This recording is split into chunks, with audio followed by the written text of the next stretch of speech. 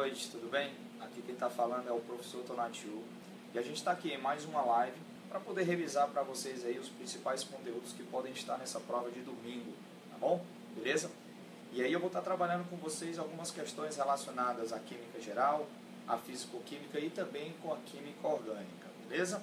Falar para vocês que a prova da UVA ela é uma prova relativamente tranquila, né? Os anos vêm se passando, a gente não vê grandes surpresas nas questões que são colocadas ano a ano. E a gente vai trabalhar baseado nisso, beleza? Então daqui para frente a gente vai ver algumas questões, vocês devem estar aí com o material de vocês, para que a gente possa, juntos, estar resolvendo algumas questões e, se possível, tirar um maior número de dúvidas possíveis, beleza? Tranquilo? Então vamos dar início, certo? Só enfatizar que o Colégio Luciano Feijão, durante essa semana, ele está possibilitando para vocês, alunos, né? Um leque de opções com vários professores. Na terça-feira vocês tiveram uma live com o professor Serginho de Biologia. Ontem vocês tiveram uma live com o professor Dionísio de Redação, altas dicas para a produção textual. E hoje comigo, tá certo? Hoje comigo a gente vai estar tirando algumas dúvidas relacionadas à química, beleza? Então vamos dar início aí. Bom, a primeira questão que a gente vai trabalhar, ela trabalha a parte que fala do cálculo da massa atômica de um elemento químico. Primeiro vamos pensar o seguinte, quando a gente fala em massa atômica, a primeira ideia que se passa é que seja a massa de um átomo, beleza? Quando a gente fala em massa de um átomo, a gente sabe que a massa dela se concentra no núcleo, onde eu tenho prótons e nêutrons, tanto que o cálculo de sua massa é calculado pela quantidade de número de prótons com o número de nêutrons. Bom, na realidade, quando a gente pensa nisso, número de prótons e número de nêutrons são números inteiros. E quando a gente se depara na tabela periódica, quando a gente encontra a massa atômica de alguns elementos químicos, a gente encontra alguns valores quebrados, como por exemplo do cloro, que é de 35,5, ou do átomo de potássio, que é 39,1. E aí você se pergunta, se a massa atômica é calculada a partir do número de massa, com o número de prótons mais o número de nêutrons, como pode a soma de dois números inteiros dar números quebrados? É porque na realidade, na tabela periódica, você tem os elementos químicos. E os elementos químicos são formados por átomos que apresentam o mesmo número de prótons e se diferenciam pela massa. Então, na realidade, a massa atômica que você encontra lá nada mais é do que uma média. Mas não é uma média simples, é uma média ponderada, onde a gente leva em consideração a porcentagem de abundância de cada um desses isótopos na natureza. E assim a gente vai ver na questão. Na questão ele diz assim, uma amostra de um elemento E tem isótopo de massa A e o isótopo de massa B, com abundâncias de 75% e 25% respectivamente. Considerando-se que a massa atômica do isótopo A é de 34,97 e que a massa atômica média do elemento E nessa amostra é de 35,47, o número de massa de B é...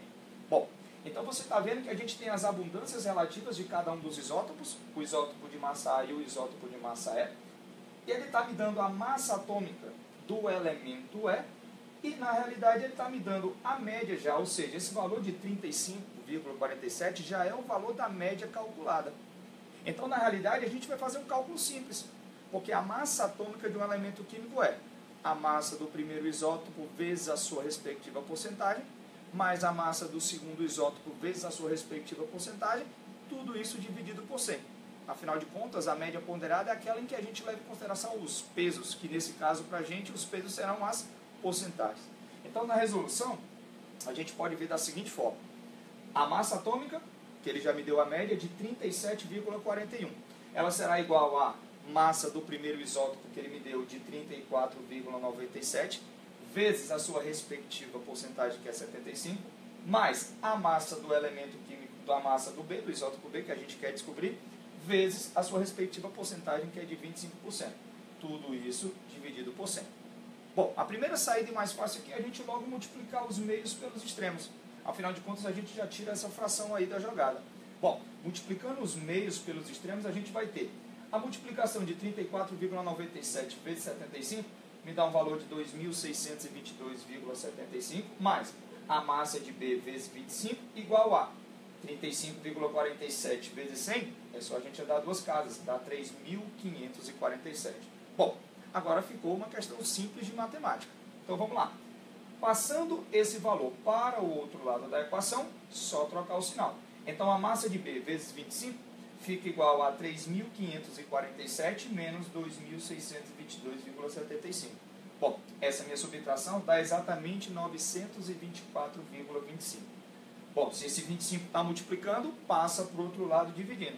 Então, a massa atômica do elemento P vai ficar igual a 924,25 dividido por 25, o qual a gente vai encontrar um valor de 36,97, ou seja, um valor bem próximo de 37, o que deixa como correto nessa nossa primeira questão a letra C de casa, beleza? Então deu para entender. Valor da massa atômica de um elemento químico, lembra, você vai usar média ponderada, é sempre a massa de um isótopo vezes a sua respectiva porcentagem, mais a massa do outro isótopo vezes a sua respectiva porcentagem, tudo isso dividido por 100, sempre a média ponderada, beleza? Tranquilo?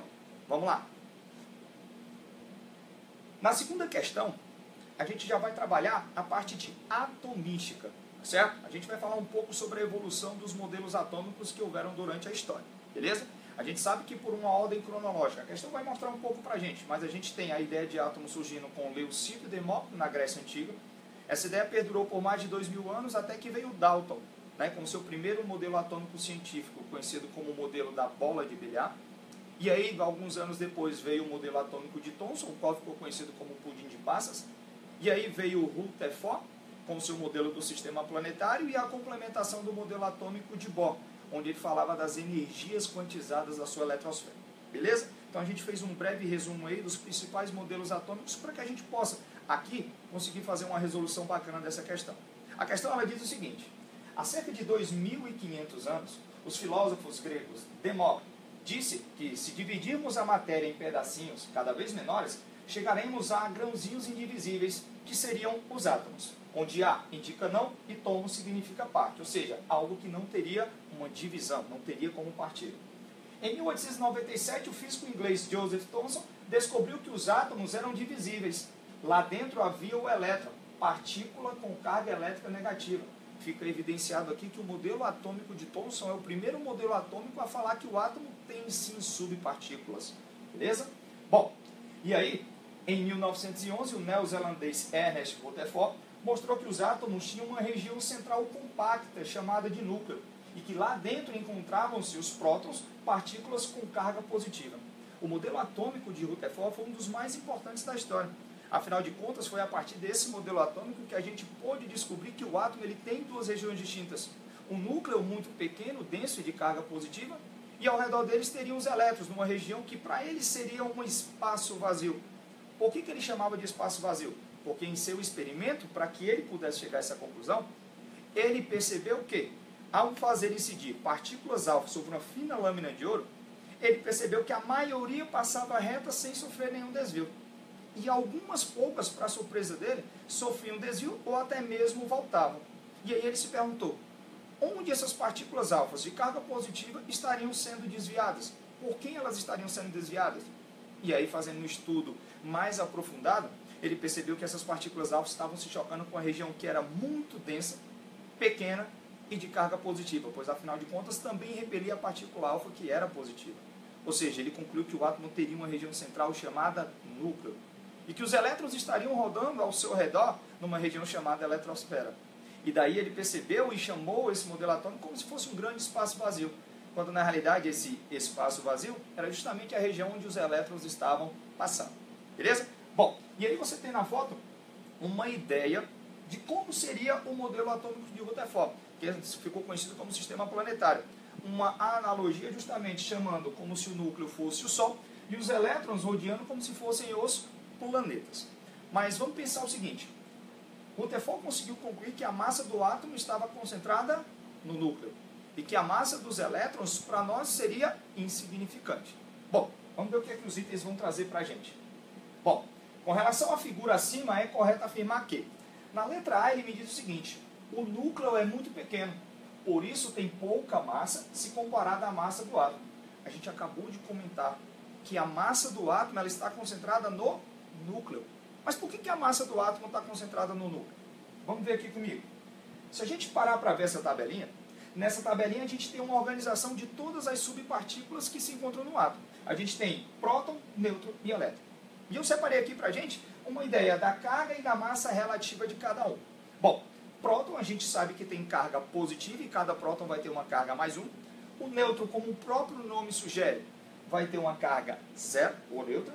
E o elétron tem a carga oposta à carga de um próton, ou seja, seria negativo de menos 1.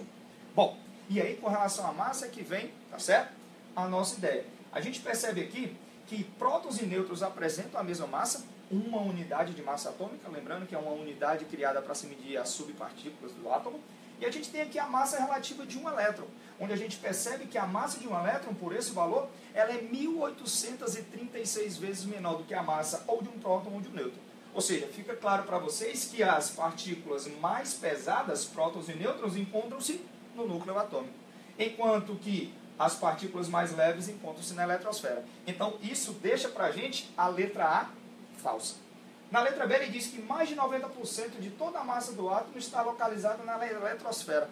Pelo contrário, a massa está concentrada no núcleo, onde eu tenho as partículas mais pesadas.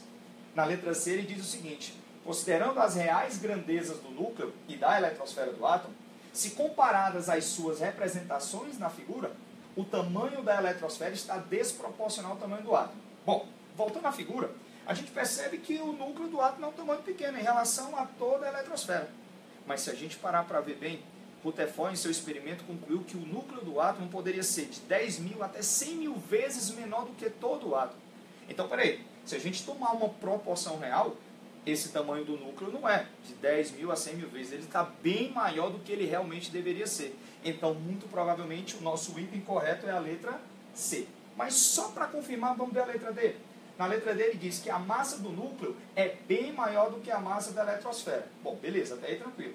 Cuja relação fica em torno de 100 vezes. Pelo contrário, a gente viu que a massa de um elétron ela é 1836 vezes menor do que a massa de qualquer, tá certo, das partículas do núcleo. Então, para a gente fica correto nessa questão, o item correto, a letra C. Beleza? Tranquilo? Bom, vamos partir para a próxima questão. Na próxima questão, a gente vai trabalhar um pouquinho essa questão da termoquímica. Falar um pouquinho de, tá certo? De lei de Hess, de a entalpia de formação, dentre outros conceitos. Lembrando o seguinte, a questão vai falar: a fabricação do diamante pode ser feita comprimindo-se grafite a uma temperatura elevada, empregando-se catalisadores metálicos como o tântalo e o cobalto. Analisando os dados obtidos experimentalmente, em calorímetros, a gente percebe o seguinte: na primeira reação, a gente tem a reação de combustão do carbono grafite, que vale menos 393,5 kJ por mol, tá certo? De energia liberada. Já na combustão do diamante, no processo de oxidação, a gente percebe que ele libera uma quantidade de 395,6 kJ. Aí você se pergunta, poxa, é a mesma substância? Não é o mesmo elemento químico? Por que eu tenho a diferença? Porque carbono grafite e carbono diamante, lembrando a vocês que são formas alotrópicas do meu carbono. E que formas alotrópicas são justamente, elas apresentam diferenças na sua estabilidade. E pela diferença entre essas suas estabilidades, a gente percebe a diferença na quantidade de calor liberado. Elas têm entalpia de formação diferente. Só lembrando, a forma mais estável, que no caso é o carbono grafite, apresenta uma entalpia de formação igual a zero nas condições padrão. Enquanto o diamante, nas condições padrão, por não ser a forma mais estável, ele não vai apresentar entalpia de formação igual a zero. Beleza? Bom, na letra A ele diz o seguinte: a formação do CO2 é sempre endotérmica. Bom, nas duas a gente tem a formação de endotérmica. Percebe aqui comigo um detalhe. Nas duas reações, a gente percebe que o ΔH da reação ela tem valor negativo. E valor negativo significa dizer que a reação está perdendo calor. Se ela está perdendo calor, esse calor está sendo liberado, o que as caracteriza como sendo uma reação exotérmica. Então a letra A já deixa pra gente como falso, beleza? Na letra B ele diz assim: a conversão da forma grafite na forma diamante é exotérmica. Opa, ele quer converter o grafite em diamante. Então eu vou ter que fazer uma modificação nessa reação. O meu grafite, se a gente parar para ver, ele já está nos reagentes.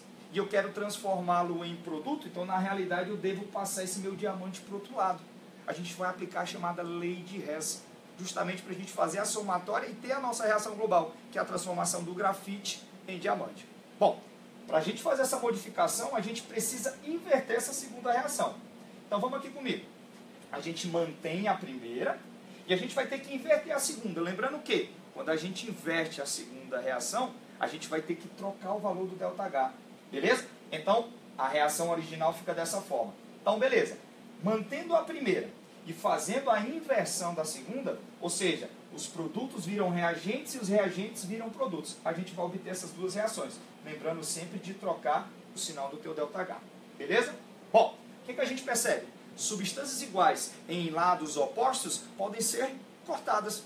Então a gente percebe que esse oxigênio pode ser cortado com esse oxigênio da segunda reação, estão de lados opostos, e o gás carbônico da primeira que está nos produtos pode ser cortado com o CO2 que está na segunda. Beleza? Bom, fazendo essas modificações, a gente obtém uma reação global. A reação global é justamente o que a gente quer, a transformação do carbono grafite em diamante. E aí a gente percebe, como é que a gente calcula o ΔH aplicando a lei de Hess? Você não encontrou essa reação através de uma somatória? Então o valor da entalpia da reação global nada mais é do que a somatória das duas primeiras.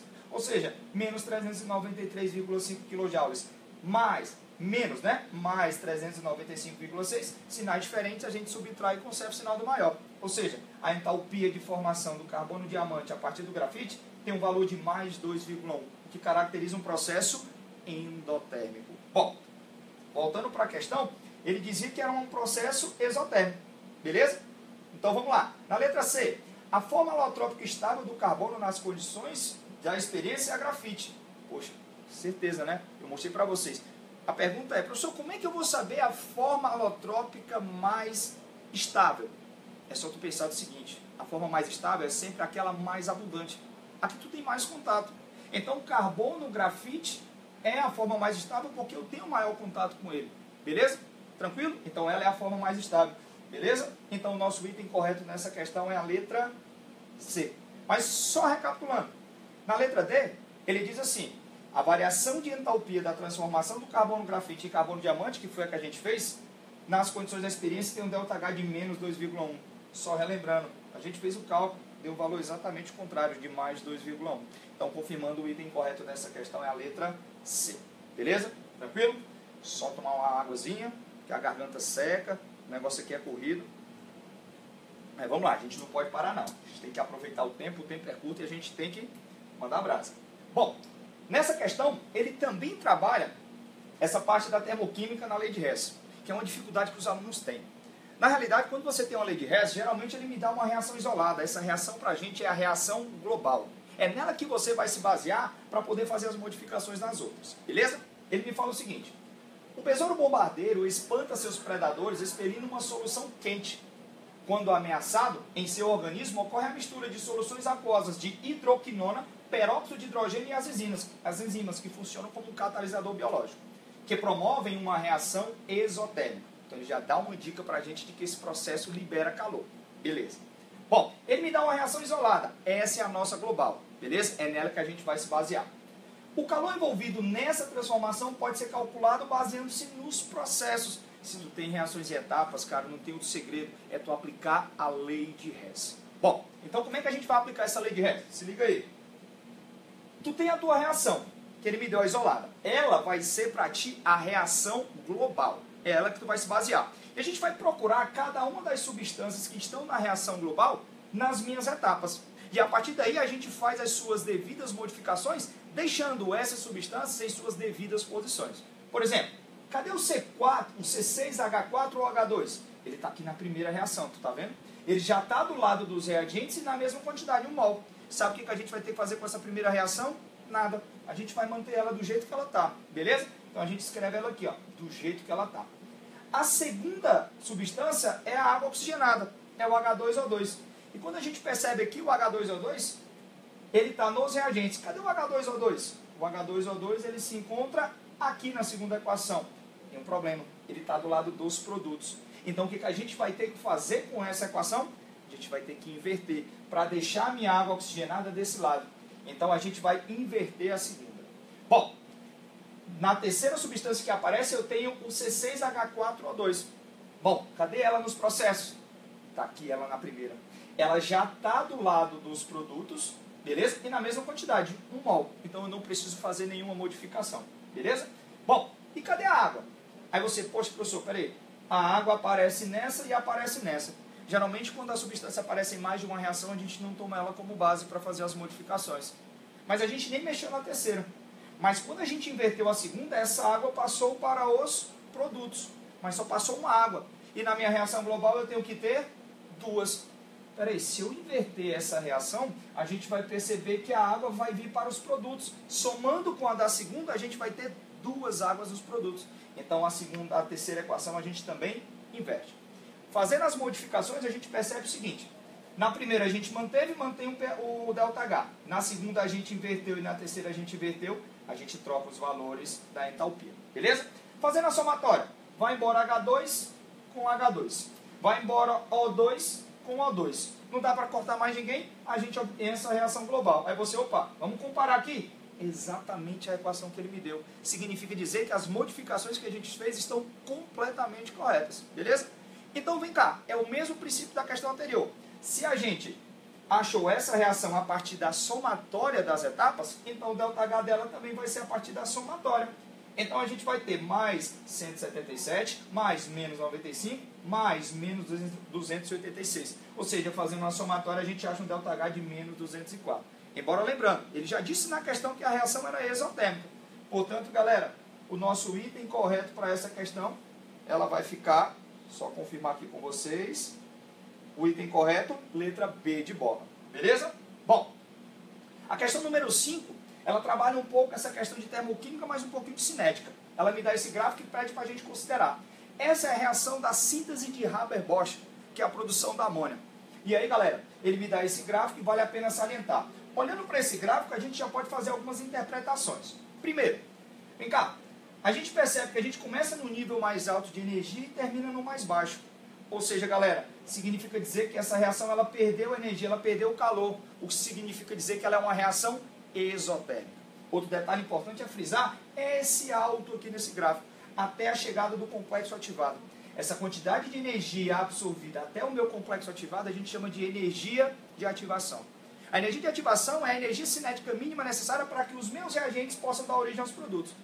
Imagina que você esteja num carrinho, tá certo? De montanha-russa. Se você chegar até aqui, você não consegue completar a trajetória, você volta. Na realidade, para que a reação se complete, é preciso que haja toda essa absorção, para que daqui em diante a reação possa seguir fluindo. Bom, então essa energia absorvida do início até o ponto mais alto a gente chama de energia de ativação, que nesse caso ela tem um valor de 80 kJ, exatamente essa diferença. Beleza? Bom, e esse intervalo entre a entalpia desse reagente e desse produto, ó, nada mais é do que o ΔH da reação. Entalpia dos produtos menos a dos reagentes. Ou seja, menos 22 menos 0 vai dar exatamente menos 22. O que confirma pra gente que ela é uma reação exotérmica. Bom, vamos para os itens aqui. Nos itens ele diz assim, ó, o valor da energia envolvida por 1 mol de NH3 formado é de 22 quilocalorias. Aí você, opa, deve estar verdadeiro, né? 22 quilocalorias? É, mas atenção para cá. Ali ele diz por mol. Na realidade, essa quantidade de calor envolvida é para a formação de 2 mols. Se fosse só para 1 mol, seria a metade, seria de menos 11, o que deixa esse item falso. Bom, no item número 2, ele diz que o valor da energia de ativação dessa reação é de 80 quilocalorias. Bom, na realidade é de 80 quilocalorias mesmo, a gente analisou inicialmente. Então o item 2 está verdadeiro. No item 3, ele fala, o processo que envolve a reação do formação da amônia, N2 mais 3H2 formando 2NH3, é endotérmico. A gente viu e deixou bem claro que é um processo que está liberando calor, portanto é exotérmico. Portanto, galera, só está correto para a gente a letra, aliás, o número 2, beleza? Então, peraí, o processo endotérmico, beleza? Então, o item correto dessa questão fica a letra D de dado, apenas a 2 está correta, beleza? Bom, vamos lá. Bom, eu vou pular essa questãozinha aqui, tá certo? Que ela vai demorar um pouquinho de tempo, a gente está com um tempinho curto, tá certo? Mas eu passo para vocês o gabarito, deixa eu ver, em alta pressão. O item correto dessa questão fica a letra C, tá certo? Mas vamos lá. Falar um pouquinho de orgânica, né? O seguinte, pessoal, quando a gente fala de química orgânica, a prova da UVA ela gosta muito dessa questão da identificação das funções orgânicas. Então é importante tu frisar bem esse assunto, tá certo? Fica ligado. Nessa questão ele fala o seguinte, a adrenalina é uma substância liberada em nosso organismo, em momentos de tensão, medo e pânico. Sua estrutura molecular é formada por uma cadeia mista aromática heterogênea. Mista porque tem uma parte aberta e outra fechada. Aromática porque apresenta o meu anel aromático. Heterogênea porque eu tenho um heteroátomo, um átomo diferente de carbono que esteja entre carbonos. Ou seja, que está representado aqui. Ele está me perguntando o seguinte: os grupos funcionais presentes na estrutura da adrenalina representam as seguintes funções químicas. Então, vamos lá. Como é que a gente consegue enxergar uma função orgânica? Na realidade, é só tu procurar aquilo que é diferente de carbono. Oxigênios, nitrogênios, enxofre, tá certo? Até mesmo os halogênios. Então, esses elementos químicos configuram na química orgânica algumas funções. E a gente percebe o seguinte: aqui, aqui, aqui e aqui eu tenho esses elementos que a gente está mencionando. Nesses três primeiros eu tenho funções oxigenadas e aqui eu tenho uma função nitrogenada. Bom, recapitulando. Aqui você tem uma hidroxila ligada diretamente ao anel aromático. Da mesma forma aqui. Então, hidroxila ligada diretamente ao anel aromático, a gente tem a função fenol. Beleza? Bom, agora aqui, a gente percebe que também tem uma hidroxila, mas essa hidroxila não está ligada diretamente ao anel aromático. Então, nesse caso, quando a hidroxila está ligada a um carbono saturado, ou seja, um carbono que só faz ligações simples, a gente percebe que aqui a gente tem a função álcool. Beleza? Então, já temos fenol, fenol e álcool. E aqui no nitrogênio? No nitrogênio a gente tem algumas funções. A gente tem a amina, a amida, o nitrocomposto, a nitrila, a isonitrila. Mas essa é a das mais simples. E uma que a galera confunde muito é na hora de identificar. Quando é que eu tenho uma amina e quando é que eu tenho uma amida. Na realidade, a amida ela só vai existir quando o nitrogênio está ligado diretamente a uma carbonila, a uma C-duplo, o que não é o caso aqui. O nitrogênio ele não está ligado a uma carbonila. Na realidade, o nitrogênio não está ligado a carbonos insaturados. Então, nesse caso, a gente tem aqui uma função amina. Beleza? E para ser mais preciso, a gente tem uma amina secundária, porque esse nitrogênio está ligado a outros dois carbonos. Então, só confirmando, a gente tem aqui a função fenol, a gente tem a função álcool, a gente tem a função amina. Beleza? Então, gente, fenol, álcool e amina, a gente encontra essa questão na letra B de bola como item correto. Beleza, galera? Tranquilo? Bom, então na realidade, pessoal, a gente separou, a gente tem um tempo curto.